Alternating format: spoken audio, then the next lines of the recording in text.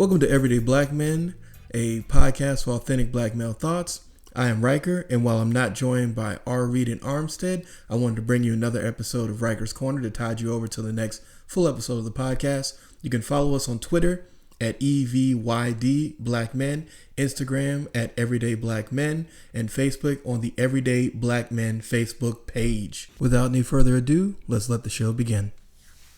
And I'm joined by a variety of different personalities, starting with Boots. Want to say anything to the people, Boots? What up? I am the writer. Brr. It's cold in here. It's trash. Fortunate. What's good? I don't know nothing. I don't do nothing, but I'm out here.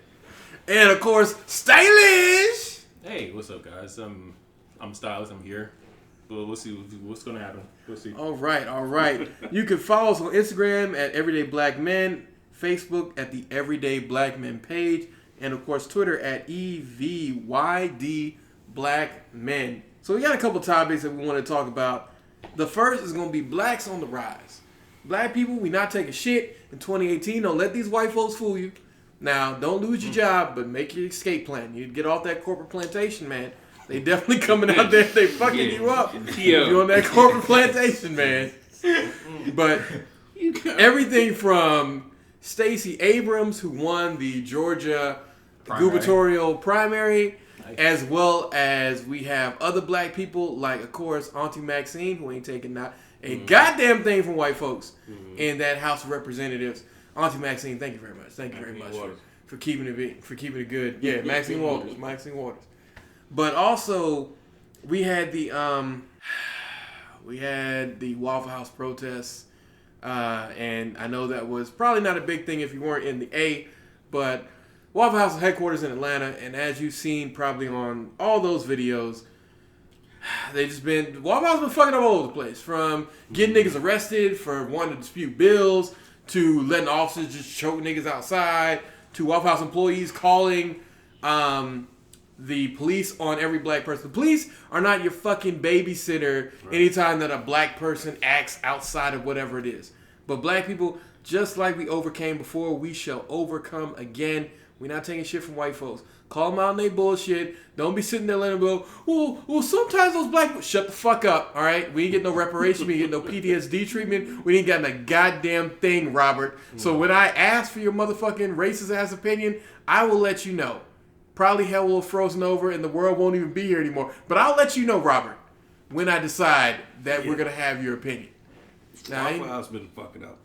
Yeah, Waffle House been fucking up for a while. I mean, their fuck-ups are actually making me start thinking IHOP, even though they got that stupid-ass IHOP bullshit name change thing. They don't want to be birds. They don't want to do pancakes still. I don't fucking know. Yeah. Hey, they open 24/7. That's all I know. And Waffle House was open 24/7. They're dead to me now. Or just a thought. We could do one or two things. We could stay home and cook. True. That's always a good idea. And control what ingredients we're putting into our bodies so we can be stronger to fight these battles. Or two, we could find a black-owned breakfast restaurant, whether it's local or a chain. That stays open 24 hours. And support that. And you know what? If we don't have any, let's start one. let's start some. We know where we Everyday black man food chain coming out to consume we people. congregate after the club. You're right. So we need to be in that location. If we're going to start a business, let's be smart, y'all. We know we congregate after the club at the let out. We congregate after the church at the let out. And this is the kind of food we want. So this is going to be a good location for up and coming pop-up breakfast, small plate restaurants. Let's move forward with that as a people. What kind of coverage did this protest get?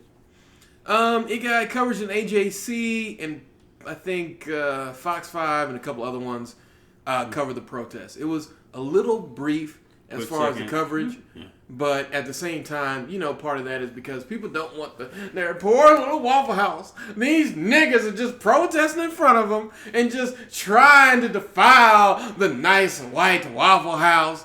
How? Because we let you eat at the counter. It's like, first of all, fuck your tone. Fuck your bullshit ass Southern hospitality. And fuck the fact that you think you can still use niggas. That's our word.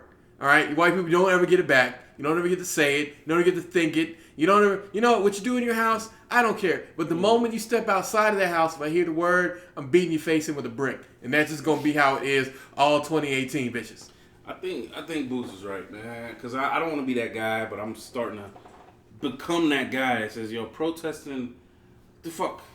Protesting. What is he here? The joke the white guys tell, or not white guys, the racist white guys, that tell, they say, oh, look, the niggas are out there melting sneakers again or some shit like that. Like, when they see people marching and protesting and shit, they don't give a fuck. They don't give a fuck as long as dollars are still coming in. So, like Boots is saying, hit them in their pocket, let's get our own businesses and move away from that. Because protesting, yes, I think it's good to get the word out, to let it be known, but it has to be some action behind it. Right. It got to be something going on. You can't need to protest anymore. Do we really need to protest? We got social media. Do we really need to protest anymore? You know what? We have a right to protest. I'm not saying we shouldn't stop protesting. Mm-hmm. However, there's multiple ways to protest. Mm-hmm. There's several ways to protest. Yeah, I mean, just like being in the street.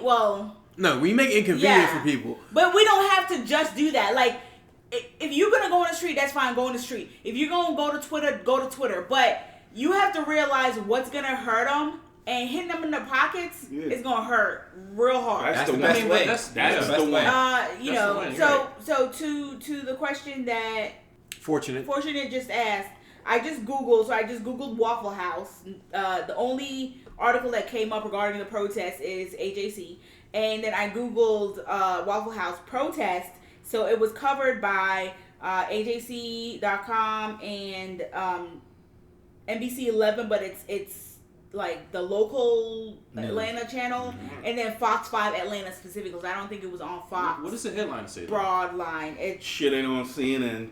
Okay, just protest leads to... CNN ain't your friend. They're on MSNBC. Well, MSNBC. No. Oh, did you think Rachel Maddow was gonna talk about it? The other one says advocacy. Them deep liberals ain't your friend. Okay, I'm trying. Advocacy group protests outside Waffle House headquarters on Friday. Mm-hmm. Group protests gathering outside Waffle House headquarters. Nothing. They didn't say why. Okay. It just says. Yeah, and of course they didn't give outside Waffle House headquarters demands apology. That's it. So now part of it is not getting much attention. True. Part of it is that the media. So we gotta carry it on social media. Mm-hmm. But the other thing that you brought up that was great was that like you have like Fox 5, but it's not the whatever NBC. But NBC's Comcast. They about business. Mm-hmm. They're not necessarily about black people's lives. So we gotta make things. We have to make things inconvenient. So several different ways. As you said, business, as Boots was saying, protesting in multifaceted ways, right. But just kind of getting out there. It should never stop. It should never stop at just going on the street, because that's, like I said, that's just a big inconvenience for a lot of people. That's it though. And once you stop protesting, it's back to business as usual. It should be a 3-phase. You're right, Stylish. Yeah, but this day we gonna do this. Yeah. We're going to show up and act a fool in the street the next day for the next 48 hours. No. Get your permits. Because otherwise they will bring out their riot gear. Well, you know how white people are. For the protest. And then right behind that, you do the blackout of their business. And then just phases of a protest. Don't just, when people are planning these protests and stuff like that, it should be phases to it. Not just, all right, we marching on this day and we're going to stand out there and we're going to talk shit. Yeah. Okay? What happened when everybody go home?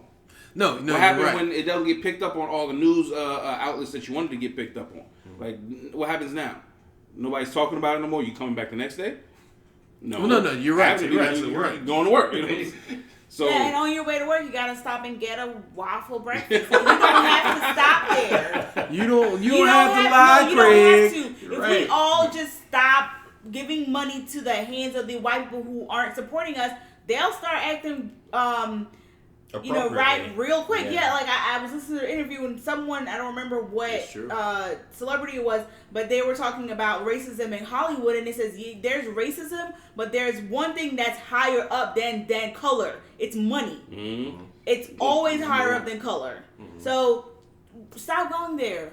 You and your homegirls, y'all pick days. Everybody make breakfast one morning out of the week. Y'all only need 5 people. Everybody bring it in, and you're gonna be fine. We don't have to do that every morning. We don't have to stop and spend that $5. If all of us decide to drive straight to work and make coffee ourselves, they'll be fine and we'll be fine. Fuck you, Starbucks. Yeah, because I saw people on Instagram who I followed posing with a Starbucks cup or just being, just happen to have it with them or whatever. And I hit that unfollow real quick because after whatever incidents happen, yeah, I get that it's a franchise and that some franchisees are not all white folks. It doesn't matter. It is a franchise. Someone's at the top. Right. They make that decision. So if they don't want to start acting right or do whatever, you find out if your local Starbucks franchisee owner is black. And if it is, then you can show up. But if not, then don't. All right, so because they're a part of the problem. Here's the fucked up shit. All right, go ahead. Last point here, Fortunate. People don't want to protest. Not really. Because if you really wanted to protest these things we talking about, we're hitting them in the pocket, it's not a new idea. Yeah. People said this before. We know this. We talked about this. We tried it before. We tried it. It's been said millions of times. And you can't get us to have the type of unity it takes to affect these people. So that's because we really don't want to know. You don't want to protest what you love. You don't. You love Netflix. You love the internet. If Comcast came out and said you canceling your Comcast internet, fuck no, because you ain't going to put out the podcast. No, I would go with AT&T. Oh, you gonna go AT&T? Okay, I'm gonna go AT&T. Even though it'll be significantly slow here, sometimes you do have to take a hit so that you're able to put things out. I don't think people are willing to do that. Well, no, that's why I don't think the majority of people are willing to do that. Majority of people, yeah. That's why it's never gonna be a point where we can be unified enough in some type of form of protest in order to affect them properly. But you no. What you're talking about is a global thing. No. But you don't need 100%. How much you need? You need relatively 60%. Do you think we can get 60%? Yes. I mean, we got 60% before. On what? We got 60% when it came time for that whole Starbucks situation. Yes, there were a lot of people who were making up bullshit excuses for, I need my Starbucks. Starbucks made they, but people started showing Instagram, IGs, them throwing out Starbucks cups, and you had people out there. And another thing too is when it comes to racism, black people aren't alone because when white people see racism, they snap real quick because they don't want to. Because that's a part of the Starbucks videos that the white guy who came there to meet them, he actually spoke up and used his power and his privilege to say, "What are you doing, officer? Well, like these men have they done anything? Can you tell me? Like we just need to not only use our allies but also be vocal and continue doing things." But I mean, this brings me straight into the next point, which is the Border Patrol issue that's going on right now, man. It's fucking ridiculous. They're literally taking children from their parents. I understand that what they did is illegal, but if you had to come from El Salvador, you fucking would run your ass to America. El Salvador, they ain't playing over there. They ain't playing in Mexico. They ain't playing in Guadalajara. They ain't playing in Brazil. Yeah. Anyone who's willing to come thousands of miles to another country, even if it's illegal, well, why don't they just do things the other way? Have you ever been to any of these other countries? The answer to that question is no, they have not. Americans generally don't travel. Yeah. No. They go to the resorts. Yeah, you don't see the real place. No. Majority of Americans do not travel. But even the ones that both of you are right. See the real area. Yeah. They're right on the damn resort. That's the second thing. And they get told to stay inside the resort because that's where it's safe. And they see a beautiful part of an island that the local people who live on that island have never seen themselves. It's literally going to two different countries. Mm-hmm. But shouldn't that tell you something though when they tell you? But that's why people get on me all the time about my view on DR. I'm like, I'm not going to fucking Dominican Republic when Haiti right next to him is getting shitted on. Right. And if you look at any of the videos, you can see. I hate to break it to you, that DR is the same way too. You got spots in DR that's great. Other than that, you walk up out there, you need to have a tour guide. I mean, they're called third world countries for a reason. Yeah. That's why we can't sympathize with the people coming over. I don't think it has anything to do with the fact that our president. What do you mean sympathize? Like we're literally saying, don't split up the children from the parents. Like that's not even what sympathy. Saying. But then you have that's other just people. Common decency. There's a percentage of the population don't have a fucking problem with it. Yeah, but that should let you. But that should let you. That's what I'm saying. That starts from your president. But that's your president. It's your president, goddammit. No, it's your president. Orangutan. Fuck orangutan 45. Orangutan 45. This motherfucker don't have common decency, and it's infectious to the people who already. What do you mean infectious? No. It's not infectious. It's been here. It's been here. It is now emboldening those people. There you go. To speak on that is the right phrase. Well, the issue is like those people who are like really against these immigrants or whatever, legal immigration or whatever. They're looking at a completely different like reality, where it's like if you pay attention to like conservative radio, any kind of conservative media, you'll see like what they're telling them. They're telling them that like, oh, they're all these illegal immigrants and stuff. They're committing all these crimes, blah blah, and that's what they're focusing on.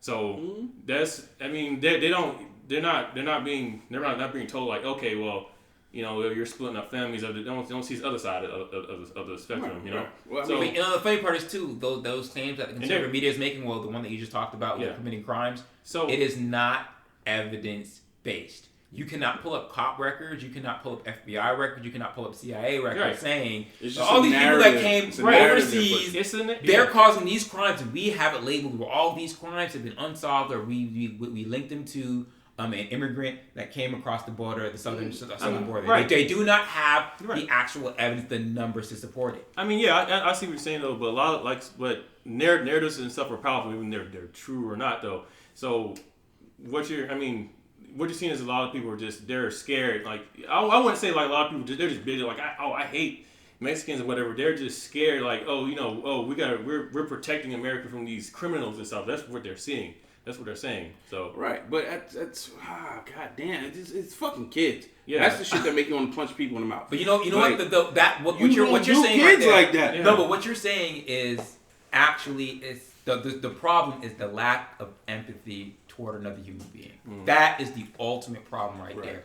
And it is really sad to see that we can look at another human being and be like, you know what? Fuck your situation. I'm gonna make it worse. Right. I'm breaking you from your parents. And then we have the thing we were talking about last you mean when they lost the fathers and the families, all that's broken up, and now it's now a human problem that's created. Exactly. Versus it just being another situation. They literally lost 1,700 kids. Where the fuck are these 1,700 kids? Why has no one found where the hell these literally 1,700 kids are missing? Like that's the part I feel like people is just being lost on people. The government lost 1,700 kids. It's not enough outrage. If that happened to white people, there will be fucking fires. It would never happen from California. It would happen to white Black people. and brown people go That's missing what all I'm the saying. damn time, and there's no outrage. Yeah.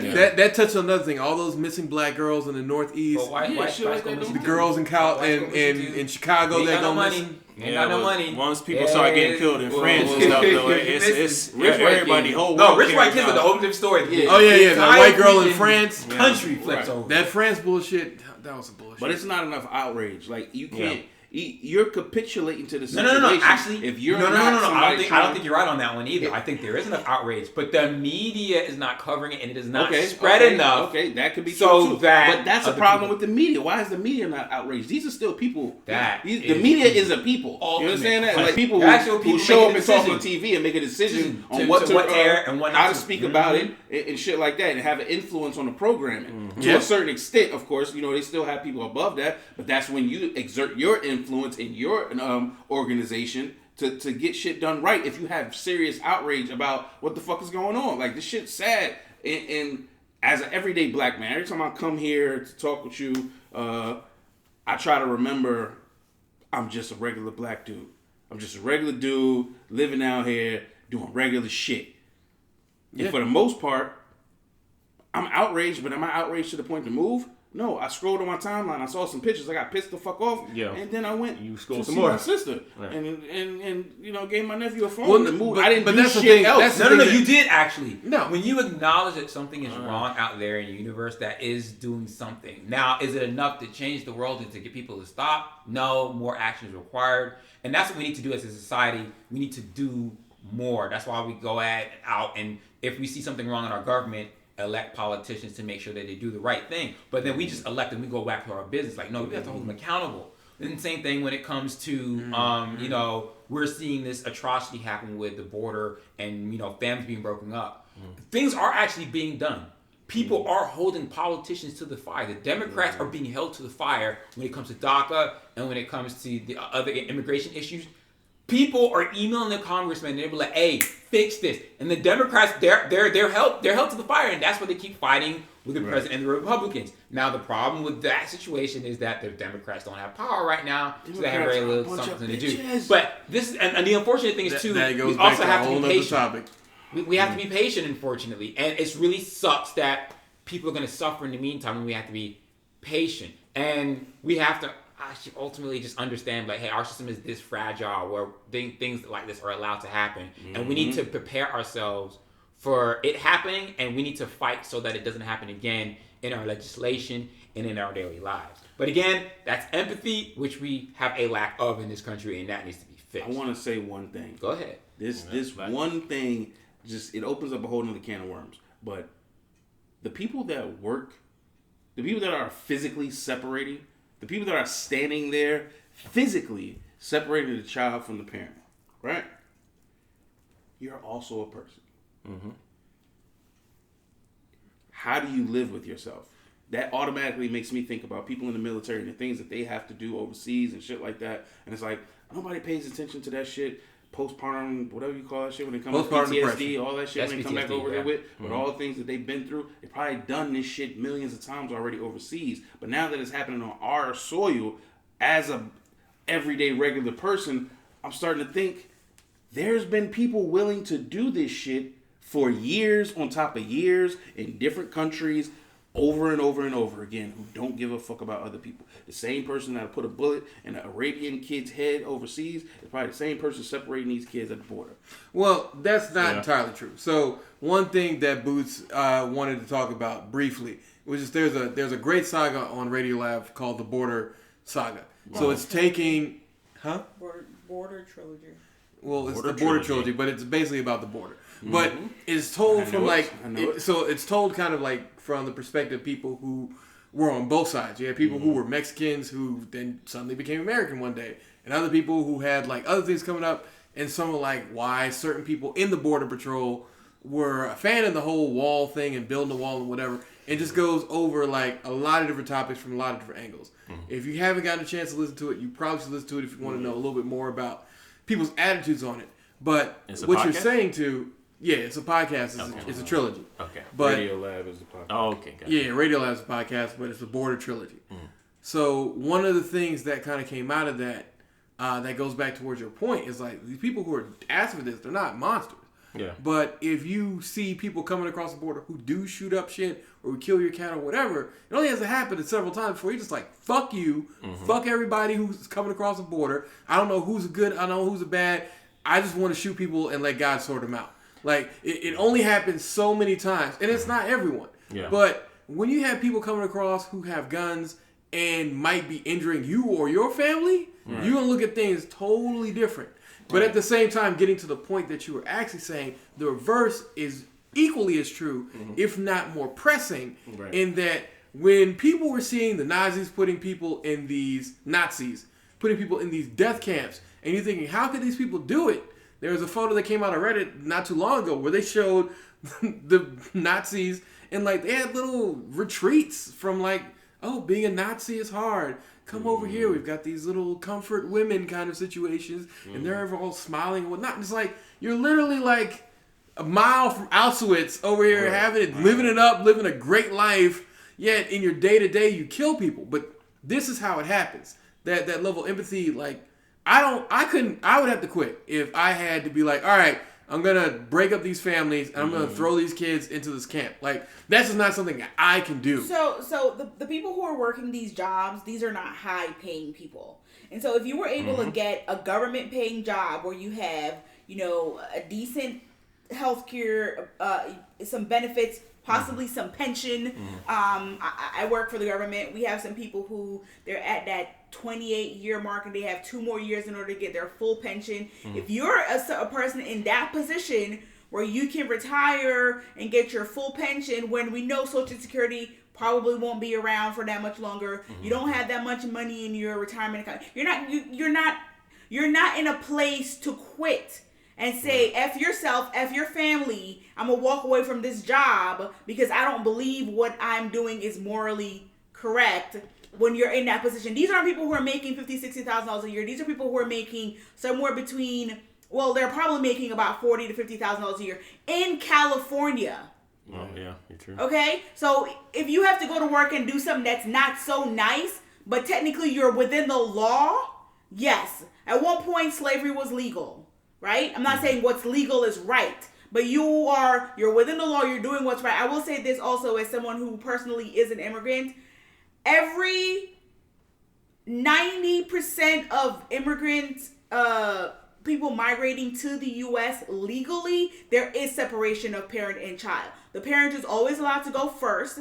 Then they have to go up here, come to the United States, work, prove that they are capable of financially supporting themselves and two people to be a certain level above the poverty line without welfare before your child can join you in the United States. And you have to find arrangements to take care of yourself and your child while you're separated. There's always separation. And I'm not saying that it's right. I'm not saying that it's what's happening is right. I'm definitely not saying what's happening now is right. I'm just stating facts. There's always separation. Period.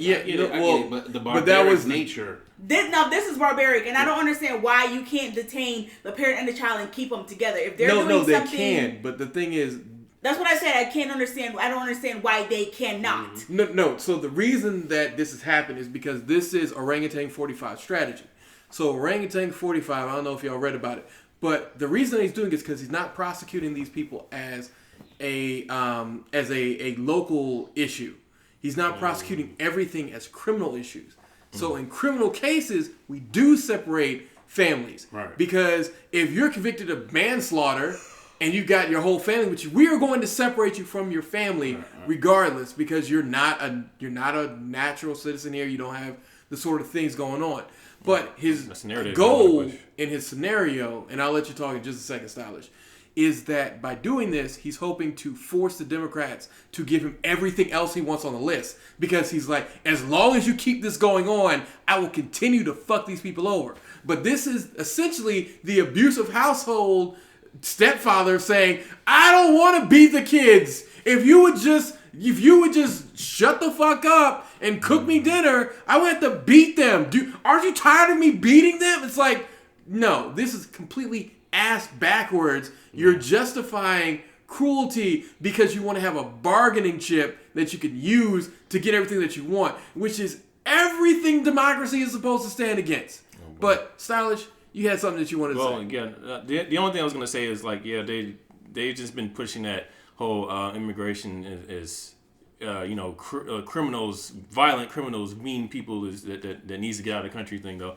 They've been pushing that for a long time, so that just kind of goes with what he's been doing, what he's been campaigning for before he became president. So that's all I want to say on that one, though. Yeah, well, why are we surprised? He said he was going to build a wall. He couldn't build a wall. He found a way to do it worse. Right. It's just frustrating now. We keep getting to a point where you feel like this shit got to stop and something's going to change. And then nothing does. And then you get to that point again further down the line. And then we say, this has got to stop. We got to this point. Something has to change. And then it's hard to change. Keep moving the needle every time. It's hard. It's not necessarily hard to. It takes a lot. Well, here's the thing. There's just so many people that's okay with it. And things like he's doing a good job. You know, like that's a huge wall right there, though. You know, history is going to look back on us and say, how could you guys have supported something like this? Like, how could you have been so barbaric? And it's like, you're not going to see all the people who did speak out against it, because a lot of it comes to you speaking to your brother and saying, hey, you know, this is something that is wrong. And them saying, well, you know, I think, how would you deal with it if your family, well, I wouldn't have come here illegally. No, you don't fucking know that, because you've always lived in a country where things are fine. That is lack of empathy. Most people, it's worse. There's a religious saying, No, it goes further than that. I agree with Stylish on that. Like, this is beyond a lack of empathy. Because right now, this is basically a lack of humanity. Because you can, if I put you in the room with a child and you had a choice of sending them back with their family or sending them off to some camp, you would never push let's go see how this camp thing goes. But for some of these people, they would push it in a heartbeat because they don't fucking care about other people's humanity. And the thing is though, right now we have this, we're having this environment where like people are pushing back against, like, okay, like if you say, oh, you're for more humane immigration or whatever, and people are pushing back and calling you social justice warrior or you're a pussy, you're this and that. Like if you're trying to support like more progressive human rights type stuff though. So I mean that's why I'm saying it's kind of hard to see this thing changing like anytime soon though. We just have this toxic culture right now. World's fucked up, man. It really is. But on a lighter note, that World Cup though. That World Cup though. Right. That World Cup though, bro. I mean, by the time you listen to this, Ronaldo may not have still be the highest scorer currently, but Ronaldo been putting it in on them boys. Now I don't know how much you know about the World Cup, but if you don't know anything about the World Cup, that's fine because the World Cup is basically like getting the trophy for your high school school versus the actual individual things where maybe you're winning it for your specific club, but. It is quite possibly one of the things that brings the entire world together. It's unlike... It is the thing that, besides the Olympics, it is. It brings the entire world together to riot and do... Miss Universe is like the same thing. Look, fuck that. That had times. That had times on Rank 45. We're not touching Miss Universe. Fuck Miss Universe. Cars and rioting. Fuck everybody who likes Miss Universe. And this year they took out the swimsuit. Of course, yeah. Oh. Yeah, because now we needed that. It's not sexist anymore? No, it's not sexist anymore. It's not sexist anymore. Really? But I mean, look, it's the World Cup is great. If you don't know anything about soccer or football, as you should say, if you don't know anything about football, you really should at least check it out and just see what all the hype is about. It'll be going on until July 16th.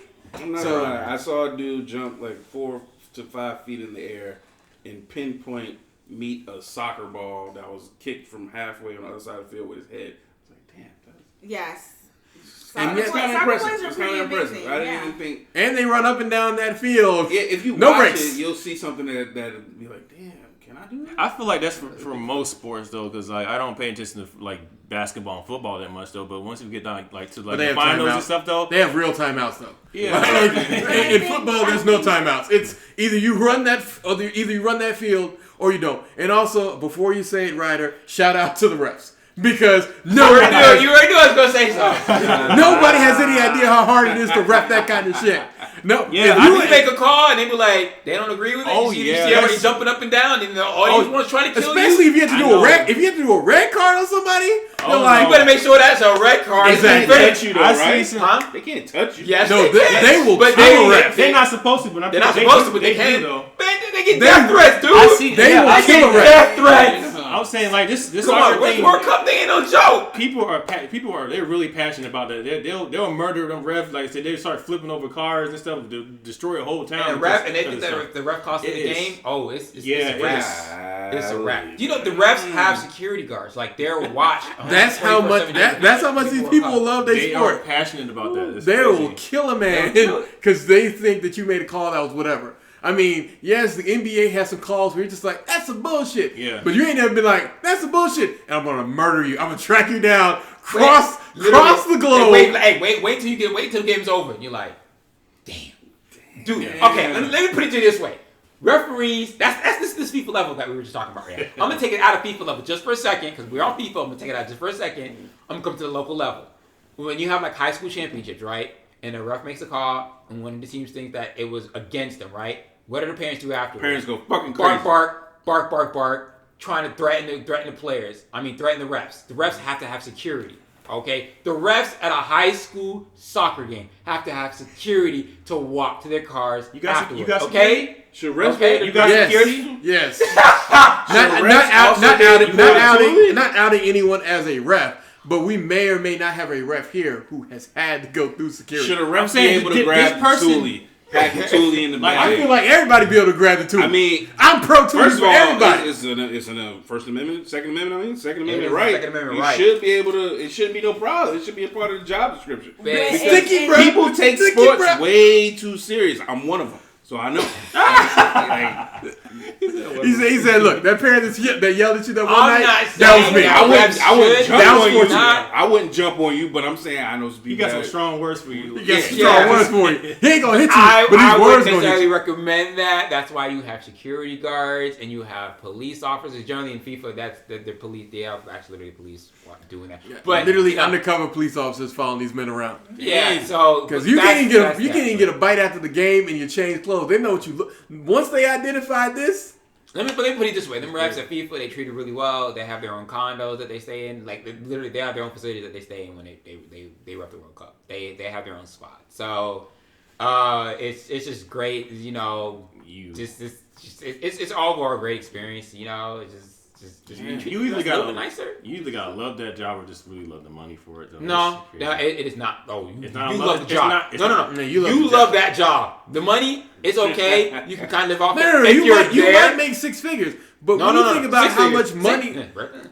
Six figures. No. I'm saying for the FIFA World Cup. For the FIFA, there's no six figures. And being a FIFA referee, there is no six figures. And your life on the line, you only making six figures? What? Sir, I'm not taking a job. That ain't six figures. We will double back down on those figures for you. But I'm saying, you do it for the love. As a ref, you're gonna make a nice little chunk of change. That's why I don't fucking. But that is taking into account. That's taking into account just the surface area. We're not talking about all the pre-qualifying you gotta do as a ref. We're not talking about all the training. The rest of the train just as hard as the players. And you gotta watch your eyes. No, not just a marathon runner. Like a ref seat. And here's the thing about other sports and refereeing this type of football. In the other sports, you do light running at most. Not when you're refereeing actually football. And them FIFA referees, no, they have to keep up with play. They have to be literally, I think, 10 yards away from the ball. What if the ball got punted? That ball's punted. You are running your behind out to get to that ball so you can be in that field of play. Right. So what you're saying is you got to be like as athletic as the players on the field too. You have to move as fast as the ball. Yeah. Oh my goodness. And not only that, they have pre-qualifiers for FIFA referees. You can't just say, I want to be a referee. And go to a class and then, oh no. You have to pre-qualify. You have to do like track running and they time you. You have to complete like a mile in a certain amount of time. And then they do psychological training. Whereas, what I was talking about earlier. Yeah. Coaches barking at you, players barking at you. But they do psychological assessment for that. And they also teach you how to deal with it. And they teach you how to make the right calls. And you have to also know the rules of the game and when to apply them. It's a great experience. It's underrated. And refereeing is underrated as a whole. But I mean that's a lot of training. It sounds it sounds like something we should do for like the police in America. I was gonna say you need to have all this psychological training and all this facts. Right, for real though. Straight facts. Yeah. Damn. But moving right along, I'm going to go into a segment we call Under Over. Under Over is essentially a segment where we say something that's overrated, say something that's underrated, and I will pass the baton to everyone. But I'm just going to do like mine just so you can kind of see how this plays out. You don't have to make yours exactly like that. Or if you want, you can pass the baton over to the next person and they can kind of go through and say what their Under Over is. And if we have time, we'll come back to it. If not, whatever. So, my overappreciated for this week, or actually, do you want under or over first? It's up to you, bro. Yeah, it's up to you. All right, overrated. Drake's fucking album release date. All right, look, Aubrey, you already done look like a pussy. Instagram. Twice. Yeah. Now you're having a bad month. You having a bad year so bad far. 2018. You're 2018. You've taken L's left and right. Rihanna said she don't fuck with you no more, and now you're going into this bullshit, and we all learned that you had a son, and that you fucked a soul and you getting fat. Knows best. Allegedly, it's some bullshit. This nigga fucked her. We all know it, all right? That paternity test, I guarantee, will have come out by the time that this airs, and we will all know that I'm vindicated. But if Boots is right, I still say that I was right, because, everyday black men. But continue on, like, the fact that you decided, Drake, that you was going to have a June 29th release date. You didn't go up against Ye. You didn't want to go up against King Push. You didn't want to go up against fucking Kid Cudi and Kanye as Kid See Ghost. Nor Nas. You decided you was going to release your bitch ass album at the end of June against Psy the Prince. Like, I just wish somebody would just unveil that Prince vault and show you that beige rage that just comes down above and just have something that's just going to knock all your shit out, because I'm upset that you would do some bullshit like this with Scorpion. Someone did. Yes. Yes. But if I was a record exec trying to maximize record sales, I might pick this date as well. Is all I'm saying. If your end game, if your end goal is not to prove anything and to make money, steer clear to comp. Yeah, but Drake is not one of those artists. Look, you just took 2 L's as a pussy. He might not be, but his label. Look, man, his label might be, but his label is making this man look like a chump.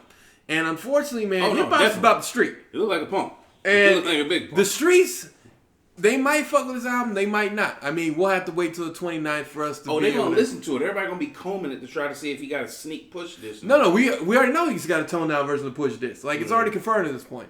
Like, several people who've listened to the album have already said, yeah, he's got to push this in here as a toned down version of the other one. This is something that Jay Prince, which Jay Prince is now your dad. That's 3 L's. That's 3 L's we just talked about this year alone. So you're out. Try again in 2019, Drake.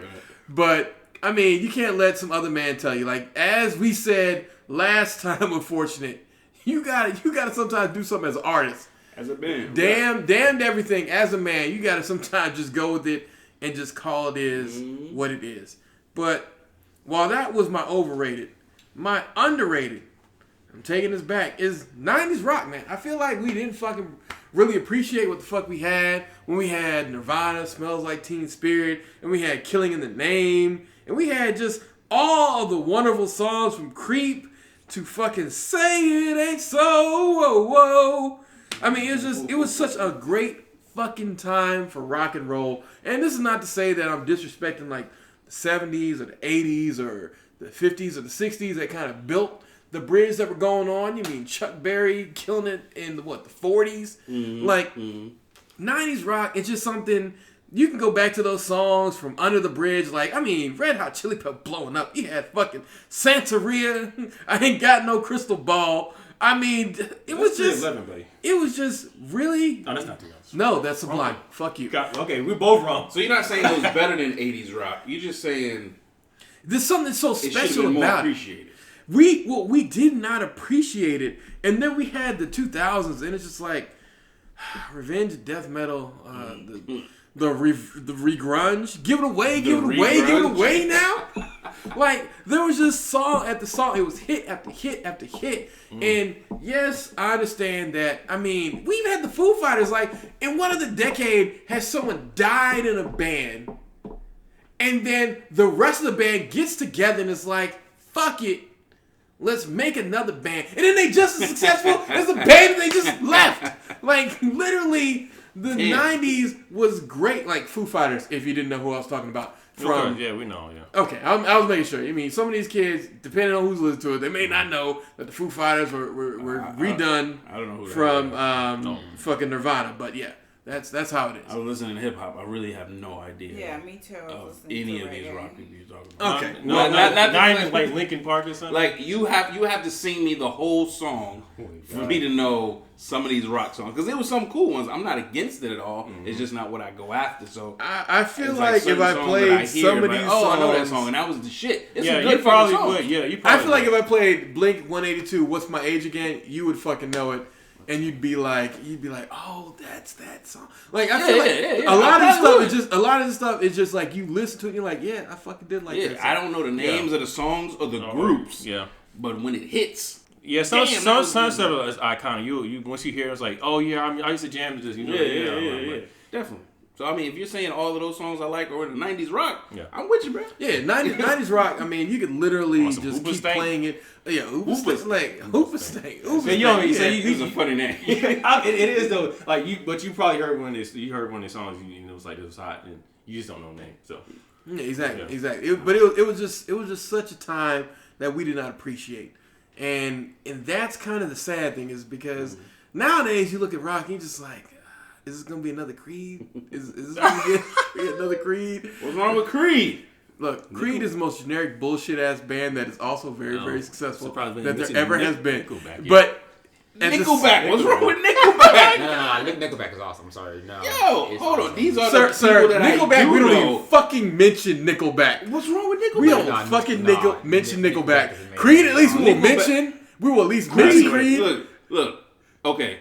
It's controversial stuff you know what? now. I get where you're coming from because I feel this way about rap. And we'll get to that. Okay, we're going to get to that. But I feel that way about overrated. That might be overrated. But now you see what I'm saying. So when I say all of this shit about what we were talking last podcast with the Lils and all that shit like that, and you telling me, oh, old man, don't be motherfucking Don't be old man. That's what you're doing to Creed and Nickelback. This was their time. No, sir. This was their time. They were not This new. was their time. They were not. They were not new. All right. Well, they wasn't old. They Creed wasn't Creed 90s was rock. available in the 90s. They not 90s rock. But we did not. You don't consider them 90s rock, do you? No, I don't consider Creed to be. I know. You don't consider Nickelback or Creed. I can't Creed. not consider Creed to be 90s rock. Exactly. Because they did come out. I I hate them to this day. But not as much as I hate Nickelback. And they were successful. Nickelback is the most generic band that there ever fucking was. Generic band, generic lead singer, generic guitar. Nickelback got some hits. I mean, like they do have some really good, and they're good. And they're musicians. They are artists. The issue like you have they have they have a couple of really good songs though, but then we start listening to the rest of the stuff, it all sounds the same. That's the issue. They literally are the most generic fucking band. I'll give you it. Rockstar was actually really well fucking done. That surprised me. I was like, Nickelback made this? That was surprising. Like it was literally like, who did they sleep with to this song? I guarantee. We need to look at who's credited on lyrics, because I guarantee that's not all them. I guarantee fucking you. But at the same time, I'm not gonna fight you on Creed. I'm gonna fight you to death on Nickelback. But I am just not going to include them. I'm not going to include them. I'm just gonna save this conversation to reference when we have a later conversation. Okay, we could do that. Boots, do you have an under over for this week? Yes. My under over is not music related. It's skincare related. Okay. So my underrated is exfoliating. What is exfoliating? Y'all. Don't sleep on exfoliating. So what is it? I'm gonna just. I agree. Exfoliating is where you use a rough agent. It could be like a exfoliating sponge or like a rag, or you could use an actual exfoliating product. So it would be like a cleanser with some kind of gritty substance in it. I always go for something that is biodegradable. It doesn't have the little plastic beads in them, because those are going to ruin the environment and kill all the fish. But it is great for several reasons. I'm going to go with the most obvious. It's summertime. A lot of us are shaving. It is great for preventing ingrown hairs. It opens up your pores so you can absorb your lotion better, so you don't look ashy halfway through the day. When you go to the beach, you can still attract a girl and not be ashy. Ashy Larry it's also yes, Ashy Larry. I'm gonna send him some exfoliator. It's also great for if you have any blemishes you're trying to get rid of. It sloughs off that dead skin and helps your skin heal faster, so you can get rid of your blemishes. It's a whole heap of great things to do. Makes you smooth. If you want to rub up next to your boo later, you don't have to. I can attest to that. I can attest to that. And you can exfoliate pretty much every part of your body, like all of it. Sleep on exfoliating. Skincare for the woman. Okay, what's overrated? Overrated brow filler. Y'all, we don't have to fill in our brows so they look like they were painted on by Pablo Picasso. We can just put a little bit of brow filler on there and then blend it out. That little thing that's on the end of the brush. Beat it, girl. Little schooly, little you go ahead and use that and blend it out real good, so it looks like it's groomed, but get not your eyebrow game together. A perfect painting that was drawn on with a protractor and you're trying to. They got the angles, man. They got the angles. People that look like their whole face a triangle. It shouldn't look like a right angle. You mean it shouldn't come in like a little this? Just blend it out. Like a little 6 guy. No. 666. No. It shouldn't come in with angles. Blend it out and exfoliate. Some people ain't blessed though. Some people got issues. No, they got issues. The issue is that they keep trying this shit with that brow filler, and then they end up looking like Jose. And it's like, madam, you're not Jose. Like, calm that brown shit out. All right, Ryder, what you got for us? All right, so overrated. It's not music related either, but common sense. Ooh. Okay. It really is overrated. Well, everybody says, "Oh, but this is common sense." But common sense, you should already know this. Common ain't common. The only probably thing is common is stupidity, and I hate to say it, and I hate to be pessimist about it, but it's doggone true. I think Common said that. Did Common say it? Nah, I'm fucking with you. Keep going. Shoot, Common might have said it because that's probably that's common sense.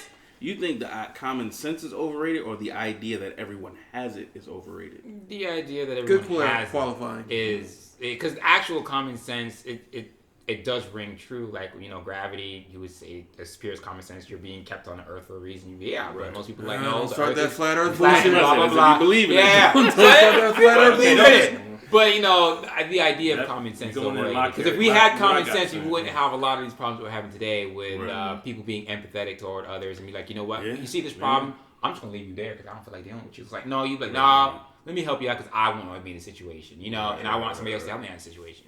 So that's my overrated thing. My underrated thing is what was I about to say? Dang it, I can't remember. I had it for a second and just lost it, man. It's okay, man. Everybody's getting older. Yeah, that's need to eat a little bit more fish in your diet. We'll go ahead. If you think of it, we'll come back to you. Go ahead, Fortunate. Oh, actually, no, I remember. I'm sorry. Go ahead, Ryder. Go ahead, man. Underrated family values. The reason why I say that is because if people are more like together in the family, they're comfortable with dealing with others. Because a lot of people actually don't deal with others; they just deal with people, one or two people, and that's it.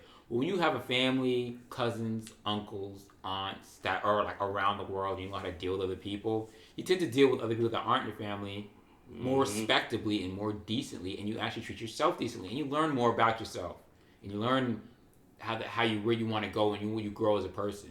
When your world is small, you don't generally want to grow. You just want to be in that one little space and then live out your entire life. So I think family values are really underrated, and honestly, if family values were in our government, they were in our jobs, like the good family values, we would be in a better world. Right. Basically being more people oriented versus ego oriented. Yeah, so that's my thing.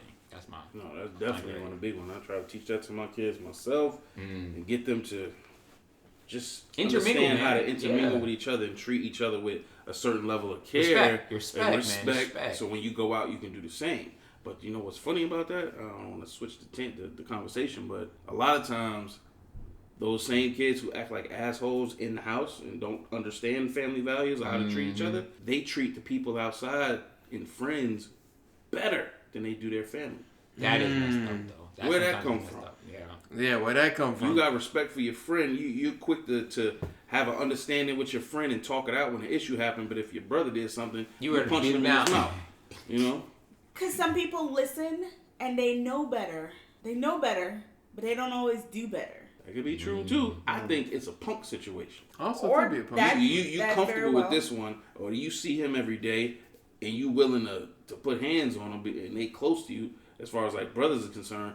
But then when you go out into the world, it's somebody who you don't know what's going to happen. You don't know how they're going to react. You don't know if you could beat them down or not. You want to have respect. You want to have discourse now. It's really funny though when you're the older brother beating up on the younger brother. The younger brother one of these days like, I'm gonna whoop your ass. I got you, motherfucker. Come here. Blah! You go, oh shit! Blah! Did not see that coming. And you be like, yep. And then the father and his mother be like, hey, that's punk what you get, ass. bro. Yeah. Mommy, daddy, he hit me. What you want me to do now? But you set it up, bro. Hey, you set it up. But Fortune, do you actually have under over or what? Oh, I do. Okay, what is it? My overrated right now is probably gonna be very unpopular. Okay, let's go. But it's how I feel. Go ahead. And I can tell you why. I got a feeling what it's gonna be. Go ahead. Nas's new album Nasir is overrated. And it ain't even been rated yet. It's been a whole fucking day. Everybody ain't heard it yet, but I guarantee you it's gonna be an overrated album. I'm gonna preface this by saying I am a huge Nas fan.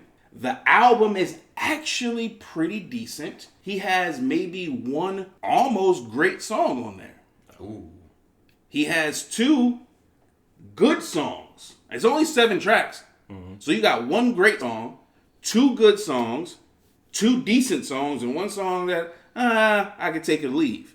Don't sound bad. Sound like you're doing okay. Out of 7, you got about 3 to 4. That's good. But 7 is a very low number. No, 7 is a low number. That's how That's how Kanye is doing everything that he produces. In the And you, as Nas, I expect more.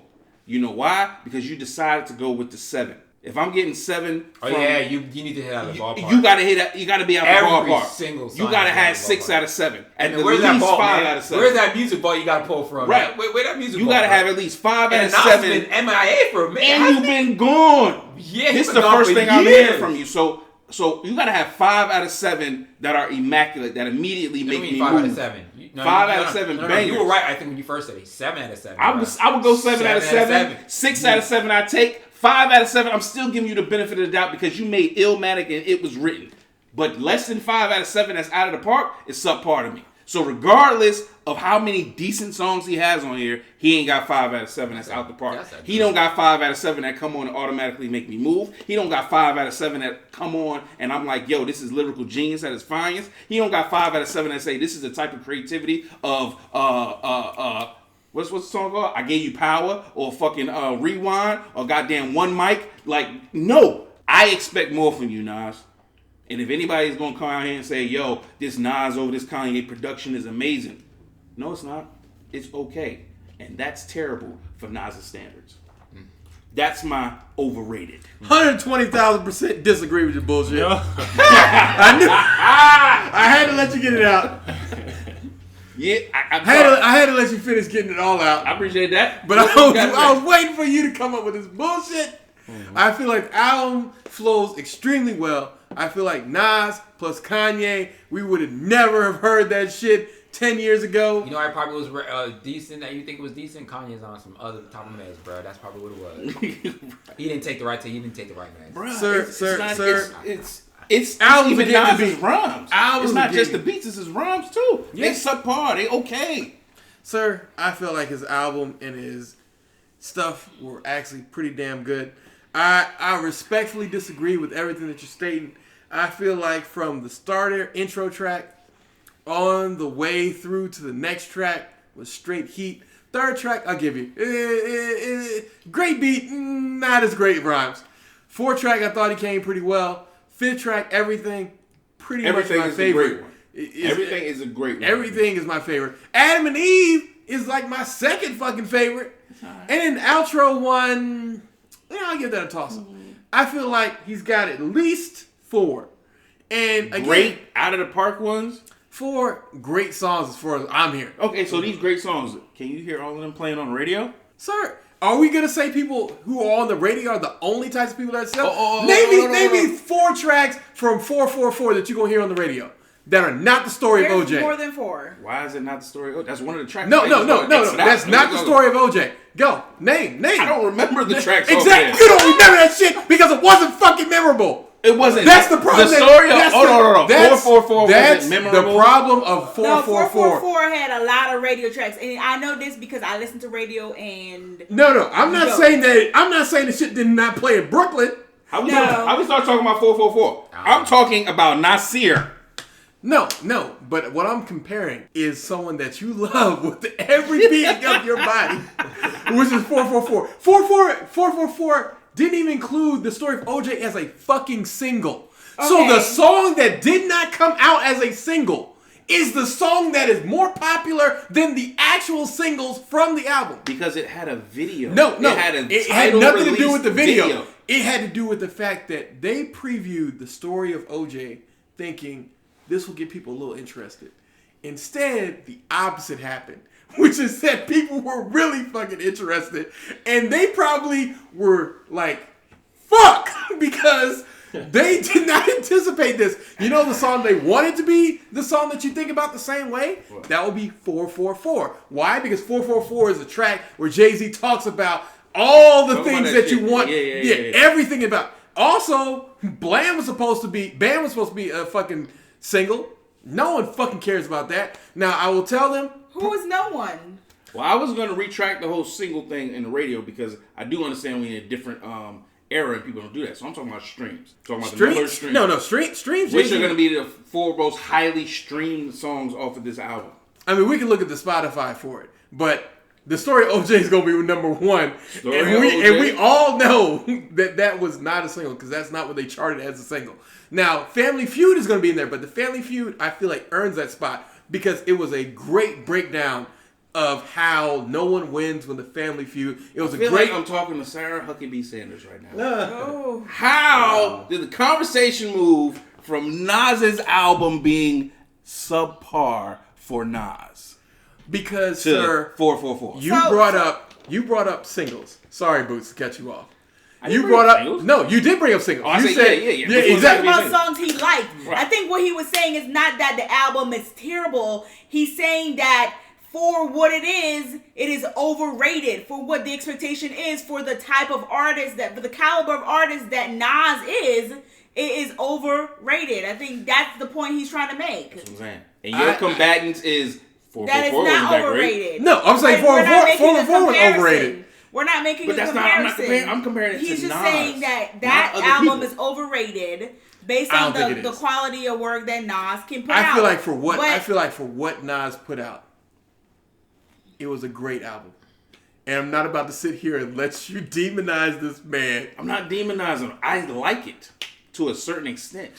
But I'm highly disappointed. But he don't love it and he's disappointed. That's why he said it's overrated. It's overrated. That's why it's over. No, it's not over. He's predicting it as overrated from everybody. I promise you, podcasts that I listen to on a regular basis, I can't wait to hear the reaction to it. And I think they're going to say something that I'll be like, come on, man. Come on. I feel like we're going to be sitting back down here. His best out of his last 4 albums, his best album. Don't say no shit like that. It was a decent album. It's better than Life is Good. I feel like it's better than Life is Good. Yeah, that's what everybody gonna start saying. It's better than Life is Good. It was better than you gonna say it was better than Stillmatic. You gonna say, like people. Whoa! Somebody's gonna say that. Somebody's gonna say that. That's. I'm just saying. I see it coming. And I'm like, come on. I feel like anybody who says it's better than Stillmatic has no idea for the era that Stillmatic came out in. The level of just neck. He started an entire term called Ether based off of this shit. I'm really, like, a lot of people's stock in my mind is on trial for this album. I'm really listening to people's reaction as far as where they're going to place it in his discography. You're on trial, that's all I'm saying. Think about it hard, because I'm going to come back. We're going to have this conversation again. No, Nas has never done anything. I'm wondering now. Nas has never done anything better than Illmatic. You have a good overrated. What's underrated? What's your underrated? I didn't want to do this here, but I guess I got to. God. After first he disrespects the fuck out of Nas. Now what's next? What's next? I don't even know, based on the crowd right now, what kind of reaction I'm gonna get to this, but my under. I don't want to have to cut you off like that, Fortune, but I am. The reason being, folks, is that this is a pretty long podcast. I want to cut it into 2 parts. So while I'm sadly pulling a Kanye West right now, I guarantee you are not going to be ready for the next point that Fortune is about to make. And when he does make it, you're going to probably be scratching your head. But as you can tell from that music that is playing right now, it is time for the podcast to come to a close. Follow us on Twitter at EVYD Black Men, Instagram at Everyday Black Men, and Facebook at the Everyday Black Men Facebook page. Peace.